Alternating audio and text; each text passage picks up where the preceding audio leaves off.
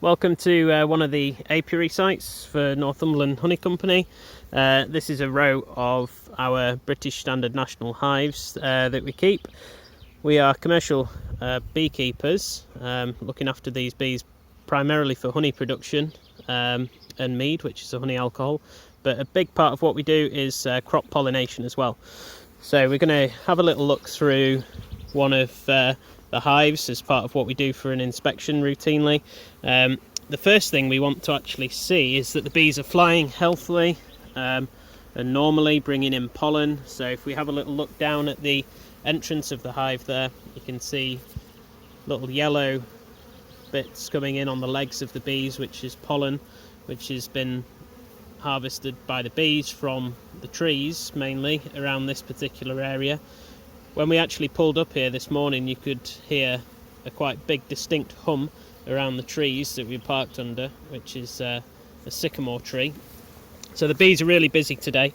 So the trees that they've got around us, like this very big sycamore tree, is where they're gathering lots of the pollen and nectar, but they will fly 3 miles to actually get some forage. So we've got Anna, our bee farming apprentice, who's busy working through the hives down there.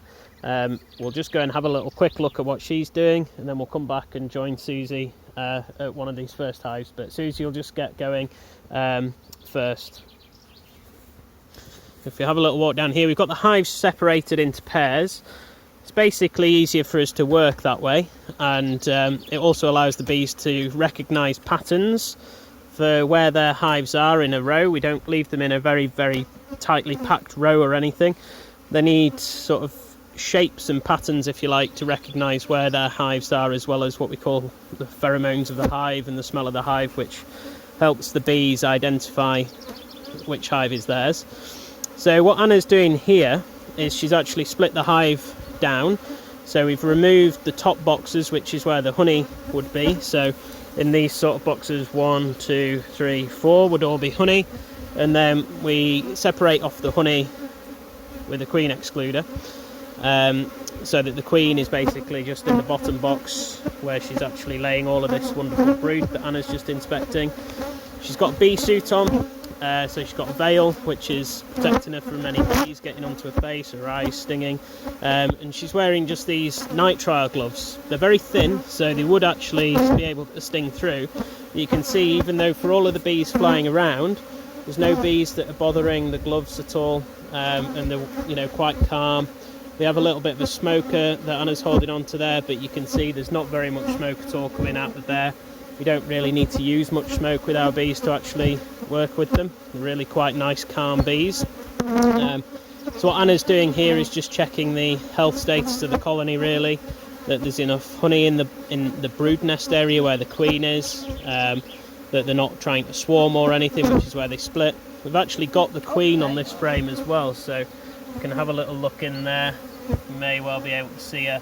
She's got a little green dot on her. She's right in the bottom corner of this frame, as they often are, so that's why we also have to be very careful when we're handling frames, so that we don't sort of swap any bees, or most importantly the queen, whilst she's walking around the frame.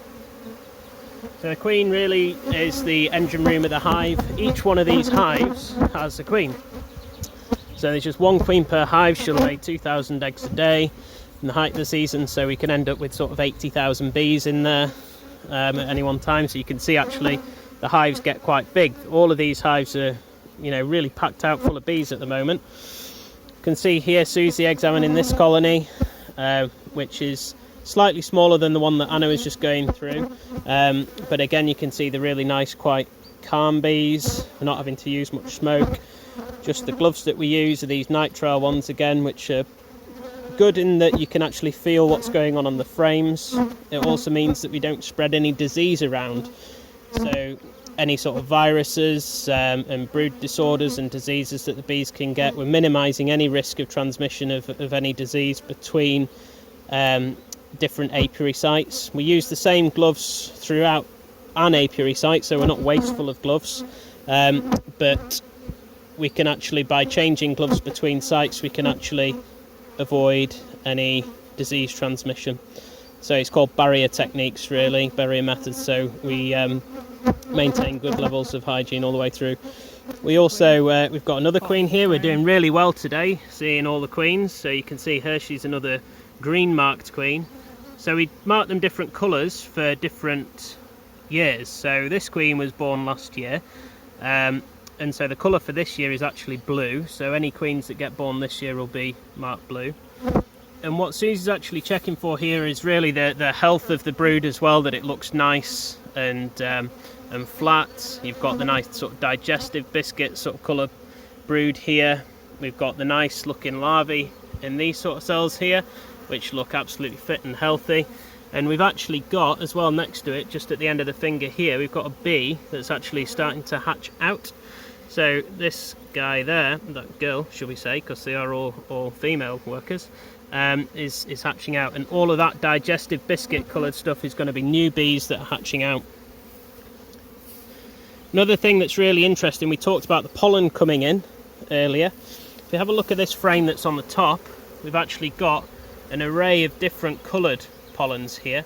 So you can actually see just in this comb just how many different coloured pollens there are that the bees are actually foraging on. The different colours represent different flowers that the bees visit, and it's a huge array. When we actually extract honey, we can test where the bees have foraged to get that honey by testing the pollen, and often we can see that that is made up of 30, 40 or more different types of flowers the bees have visited. You can see here the queen excluder going on, which basically just stops the queen from migrating up in the hive and laying all those eggs and brood in the top supers. The supers is effectively where the honey is made.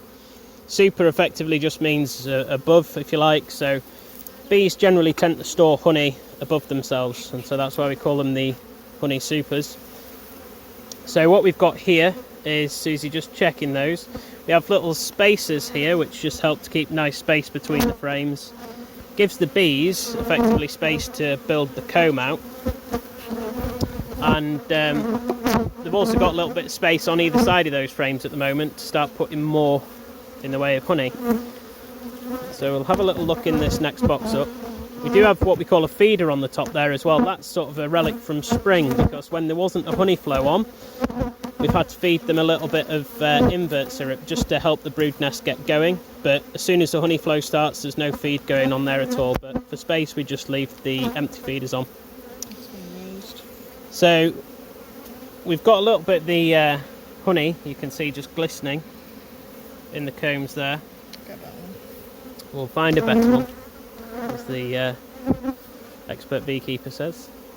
So you can see that as well. If we look at the reflection in the sun, you can see that glistening honey coming in there. So the bees are making good progress. This is probably one of the smaller colonies that we've got. Interestingly, with me just stood in front of the hive, what happens with the bees as well is that we get a little bit of banking of the bees, so it's like the airport really. So we'll get a bit of a queue forming with the bees, and you can see that at the entrance now, where the bees are actually starting to queue up more to get in. You can see all of that lovely pollen on the bees' legs, those little yellows and oranges and cream. Another thing that's just starting to flower here is the hawthorn, and that's another good pollen source and good nectar source that the bees have. Again, you can see Anna just working her way down the line. We always work in pairs, just, you know, if any boxes start to get a bit heavy or anything with honey, then we help each other out. Try and create as nice a working environment as possible as we're going through the bees, and make sure we're working together. And if you have any questions, we're hoping to be able to do a bit of a live question and answer session towards the end. Hope you've enjoyed seeing around one of the apiary sites with us, and we'll crack on and get the rest of these bees checked.